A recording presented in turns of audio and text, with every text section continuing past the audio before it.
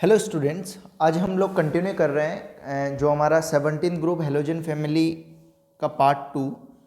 अभी तक हमने फिजिकल प्रॉपर्टी तक डिस्कस कर लिया था। आज हम लोग बात करने वाले हैं केमिकल प्रॉपर्टीज़ के बारे में।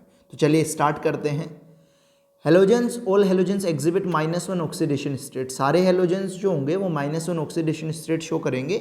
क्यों? क्योंकि फ्लोरीन, क्लोरीन, ब्रोमीन और आयोडीन ये सब एक इलेक्ट्रॉन गेन करके ये सारे क्या कर सकते हैं, एक इलेक्ट्रॉन गेन करके और किस में कन्वर्ट हो सकते हैं, नोबल गैस कॉन्फ़िगरेशन के अंदर। तो गेन अगर कोई इलेक्ट्रॉन करेगा तो उस पर चार्ज कैसा आएगा, -1। तो -1 ऑक्सीडेशन स्टेट ये लोग शो करेंगे। ठीक है। However chlorine, bromine and iodine, chlorine, bromine and iodine exhibit +1, +3, +5, +7 oxidation state also. चलिए इसको एक्सप्लेन करते हैं। कॉन्फ़िगरेशन हम लोगों ने बोला NH2NP5 और डी इनके पास होगा क्योंकि थर्ड शेल के अंदर ये है, तो डी इनके अंदर होगा। क्लोरीन, ब्रोमीन, आयोडीन के अंदर। फ्लोरीन के अंदर डी नहीं होगा। क्यों? सेकंड पीरियड का एलिमेंट है। चलिए अब बात करें तो नॉर्मल कॉन्फ़िगरेशन आपने ऐसे फिल किया। जब आप फर्स्ट एक्साइटेड स्टेट की बात कर रहे हैं तो ये इलेक्ट्रॉन यहां चला जाएगा। ठीक है। जब आप सेकंड एक्साइटेड स्टेट की बात कर रहे हैं तो ये इलेक्ट्रॉन उठ के यहां चला जाएगा। देखिए अब जो सीक्वेंस होगा सबका सिमिलर रहेगा, जो इनका स्पिन होगा वो सबका सेम रहेगा। जब आप थर्ड एक्साइटेड स्टेट की बात करेंगे तो यहां पे क्या होगा, ये थोड़ा डायग्राम में थोड़ी मिस्टेक है, मिसप्रिंट है थोड़ा डायग्राम। जब आप थर्ड एक्साइटेड स्टेट की बात करेंगे तो ये इलेक्ट्रॉन उठ के कहां चला जाएगा, यहां चला जाएगा। ठीक है। तो पहले केस में एक अनपेड इलेक्ट्रॉन था तो +1 एक दे सकता है। सेकंड में 3 हो गए तो +3, 5 हो गए तो +5 और 7 हो गए तो क्या कर सकता है, +7। जैसा कि देखो यहां पे यही चीज लिखी हुई है कि 1 अनपेड इलेक्ट्रॉन अकाउंट्स फॉर -1 और +1 ऑक्सीडेशन स्टेट। या तो एक इलेक्ट्रॉन ले या दे दे। 3 unpaired electron accounts for +3, 5 unpaired electron for +5, 7 unpaired electrons for +7 oxidation state. ठीक है। तो चलिए आगे कंटिन्यू करते हैं। ठीक है। तो अब हायर ऑक्सीडेशन स्टेट जो होंगी क्लोरीन, ब्रोमीन और आयोडीन की, वो कब होंगी, जब हेलोजेंस कंबाइन होंगे स्मॉल, छोटे और highly electronegative atoms like fluorine and oxygen. जब इनके साथ कंबाइन होंगे तब ये अपनी हायर ऑक्सीडेशन स्टेट्स क्या करेंगे, शो करेंगे। ठीक है। जैसे ये चीज इंटर हेलोजन के अंदर भी हो सकती है, ऑक्साइड्स के अंदर हो सकती है और ऑक्सो एसिड्स के अंदर देखी जा सकती है।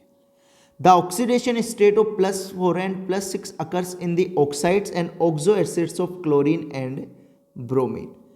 तो +4 और +6 ऑक्सीडेशन स्टेट भी ये लोग क्या करते हैं, शो करते हैं। +4 और +6 ऑक्सीडेशन स्टेट भी ये लोग शो करेंगे, लेकिन कब शो करेंगे, ऑक्साइड्स एंड ऑक्सो एसिड्स, किसके, क्लोरीन एंड ब्रोमीन के।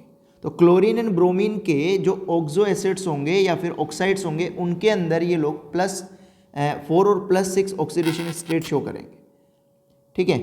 The fluorine atom has no D orbital in its valence shell and therefore can not expand its octet. मैंने ये चीज क्लियर कर दी कि जो फ्लोरीन एटम होगा इसके पास नो डी ऑर्बिटल।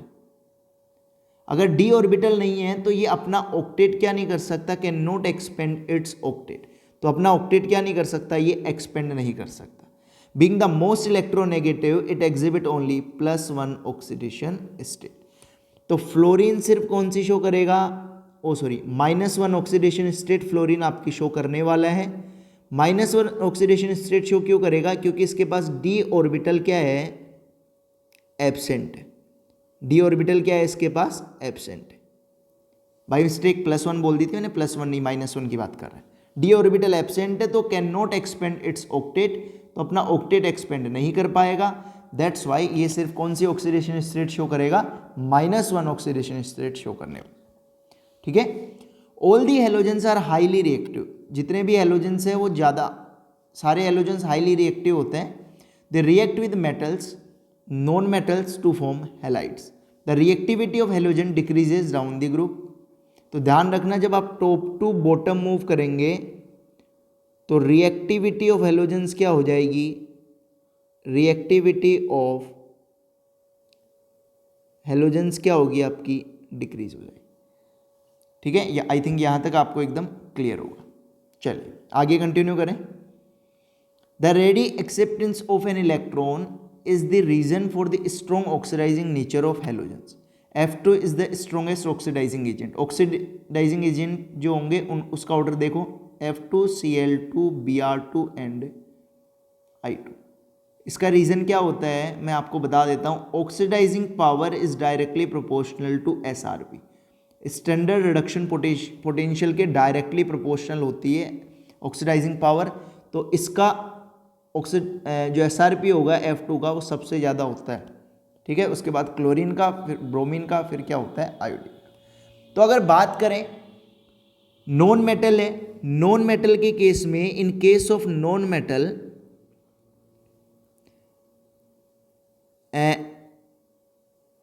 जो फ्लोरीन एटम होगा उसका SRP हाईएस्ट है, तो वो मोस्ट रिएक्टिव एलिमेंट होगा। यानी element with higher SRP value is more reactive. ठीक है, तो जो मोर रिएक्टिव एलिमेंट होगा वो मोर रिएक्टिव एलिमेंट क्या कर सकता है, more reactive element can displace less reactive element.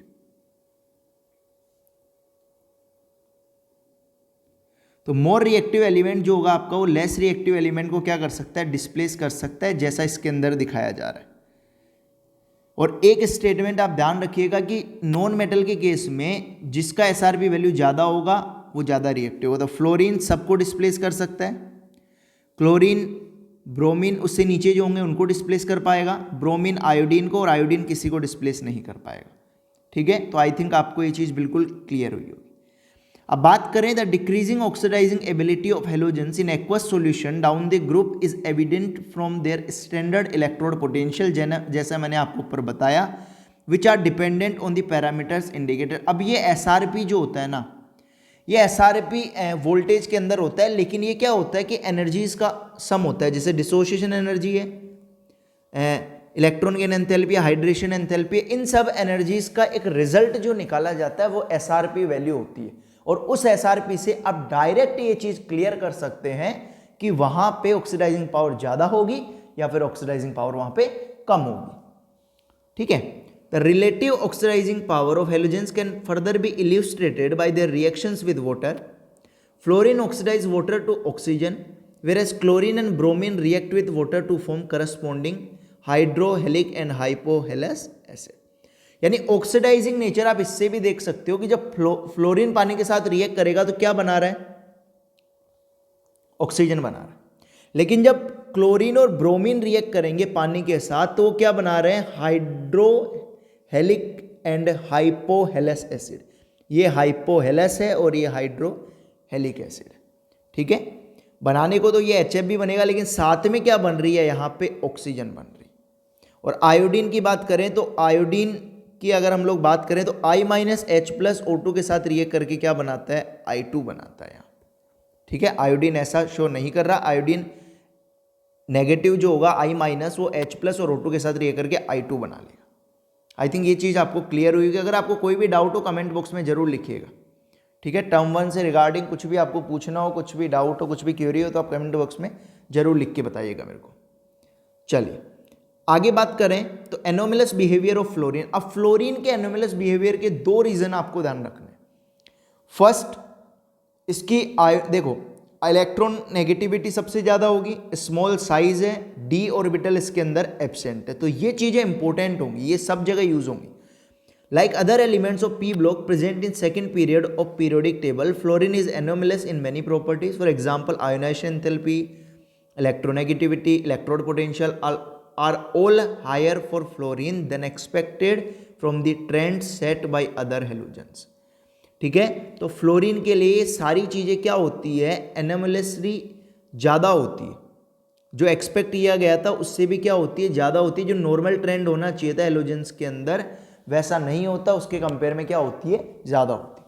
Also ionic and covalent radii, melting point and boiling point, enthalpy of bond dissociation, electron gain enthalpy are quite lower than expected. और ये सारे क्या होते हैं, देखो दो चीज़ें आपको क्लियर रखनी है। मैंने जो ऊपर बोला ionisation enthalpy, electronegativity, electrode potential, ये सारे क्या होंगे, हायर होंगे, ठीक है। लेकिन covalent radii, melting point, enthalpy of bond dissociation, electron gain enthalpy, ये क्या होंगे, सारे कम होंगे। तो आयोनिक रेडियाई ले लीजिए, कोवलेंट रेडियाई ले लीजिए, मेल्टिंग पॉइंट ले लीजिए, बॉइलिंग पॉइंट ले लीजिए, ये कम होंगे और ऊपर वाली वैल्यूज़ क्या होंगी, ज़्यादा होंगी। तो ये चीज़ थोड़ा सा आप क्लियर रखिएगा। The anomalous behaviour of fluorine क्यों है, मैंने बोला था आपको अभी अभी ऊपर, small size, highest electron negativity, मैंने बताया था ना आपको, low FF bond dissociation enthalpy and non availability of d orbitals in valence shell. तो फ्लोरीन का 4 रीजन है। एक है स्मॉल साइज,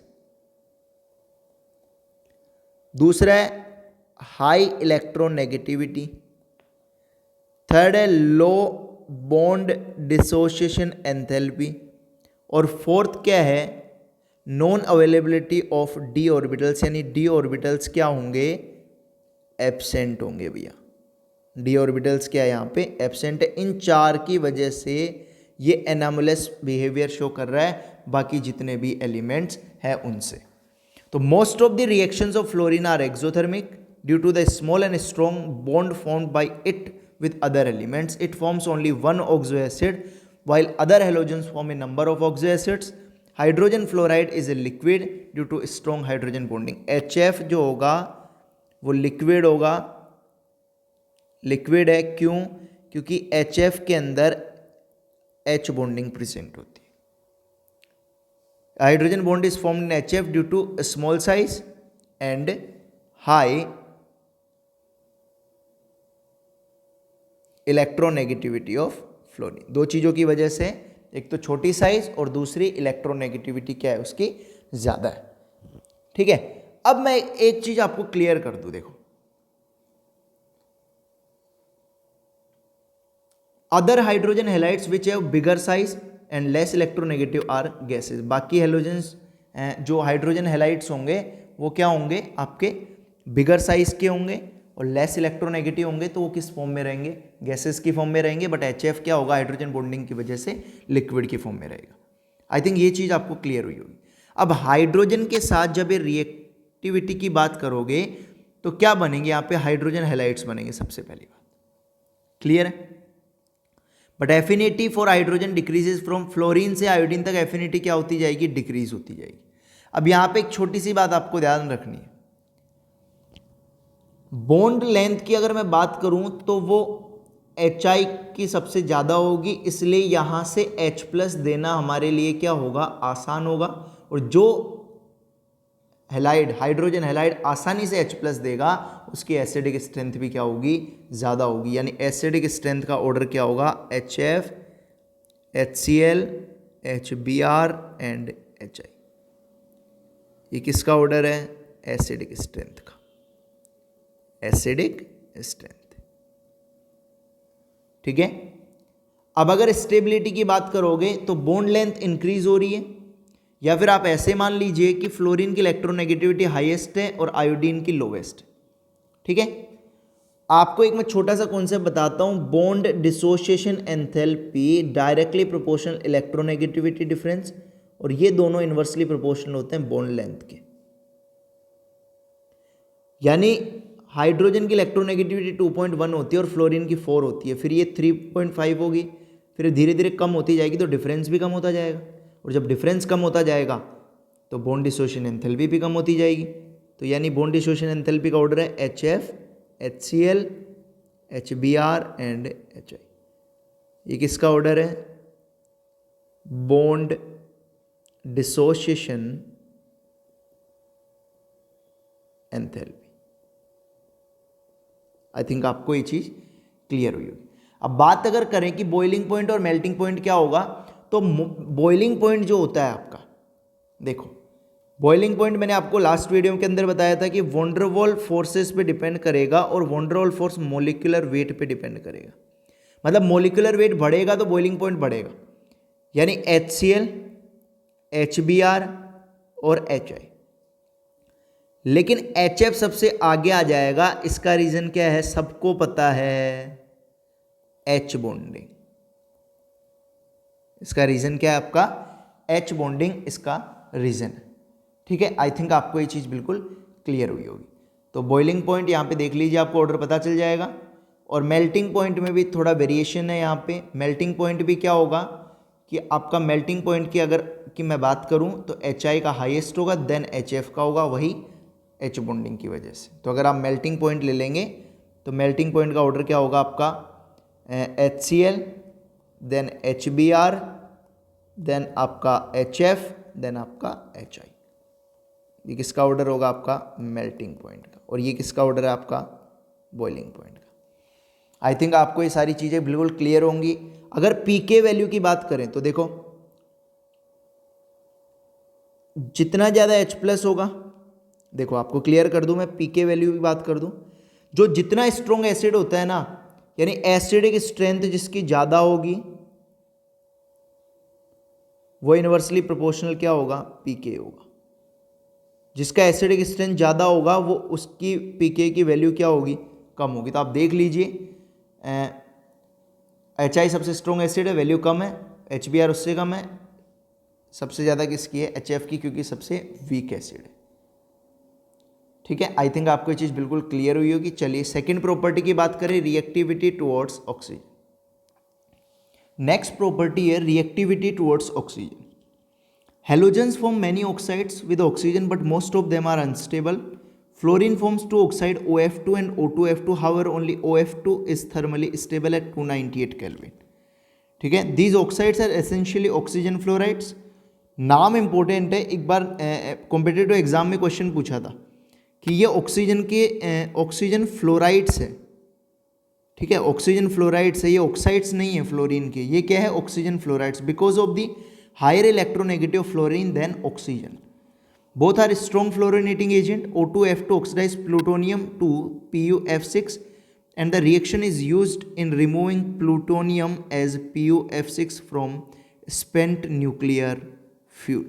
तो ये चीज़ इंपॉर्टेंट है, ये क्वेश्चन पूछा जा सकता है। यहाँ पे मार्क करके रखिएगा कि O2F2 जो है ये plutonium oxidises plutonium to PuF6। ये PuF6 में ऑक्सीडाइज कर देता है क्योंकि फ्लोरोनेटिंग एजेंट है। फ्लोरोनेटिंग का मतलब फ्लोरीन ऐड करवाने का काम कर रहा है। ठीक है, तो आगे अगर कंटिन्यू करें हम लोग, तो हम लोग बात कर रहे हैं कि chlorine, bromine, iodine form oxides in which the oxidation state of this halogens range. मैंने पहले बता दिया आपको कि +1 to +7 ऑक्सीडेशन स्टेट शो कर सकता है।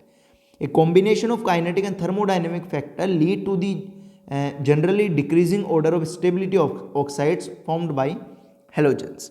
ठीक है, ऑक्साइड की स्टेबिलिटी क्या होती जाएगी? डिक्रीज होती जाएगी। क्यों डिक्रीज होगी? मैं आपको एक सीधा सा कॉन्सेप्ट बताता हूं। देखिए इसका, ये बहुत आसान है। थर्मल स्टेबिलिटी अगर आपको कभी देखनी है तो directly proportional to electronegativity, inversely proportional to size. ये कब यूज करना है आपको? जब बाइनरी कंपाउंड होगा। कौन से कंपाउंड होंगे? जब बाइनरी कंपाउंड्स आपके पास होंगे। और thermal stability inversely proportional to covalent character, ये कब यूज करना है? जब अदर देन बाइनरी कंपाउंड्स होंगे। Other than binary compounds.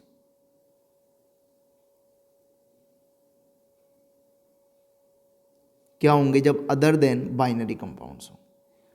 ठीक है, बाइनरी कंपाउंड का मतलब ये है कि जिसमें एक ही टाइप के एलिमेंट, दो ही टाइप के एलिमेंट प्रेजेंट हो। जैसे नंबर कितने भी हो सकते हैं लेकिन टाइप दो होना चाहिए। जैसे हाइड्रोजन, जैसे CH4, नंबर तो अलग अलग है, हाइड्रोजन के 4 है, कार्बन का 1 है, लेकिन टाइप कौन से? एक कार्बन टाइप का एलिमेंट है, एक हाइड्रोजन टाइप का एलिमेंट है।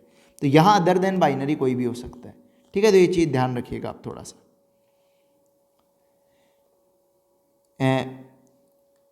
Higher stability of oxides of iodine is due to greater polarizability of bond between iodine and oxygen.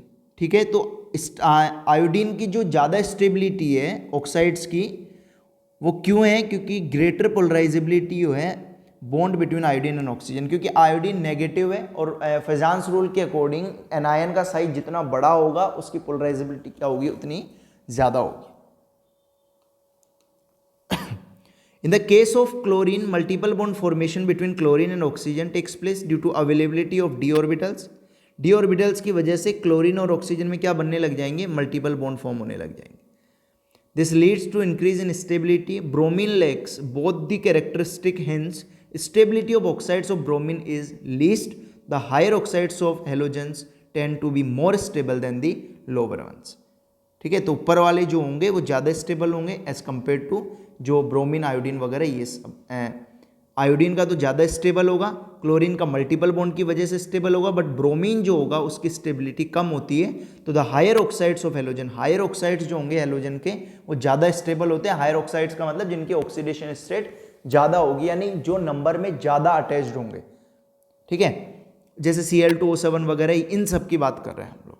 Higher oxides का मतलब ये है। क्लोरीन ऑक्साइड्स, ये सारे क्लोरीन के ऑक्साइड्स हैं, highly reactive, oxidising agent, tend to explode.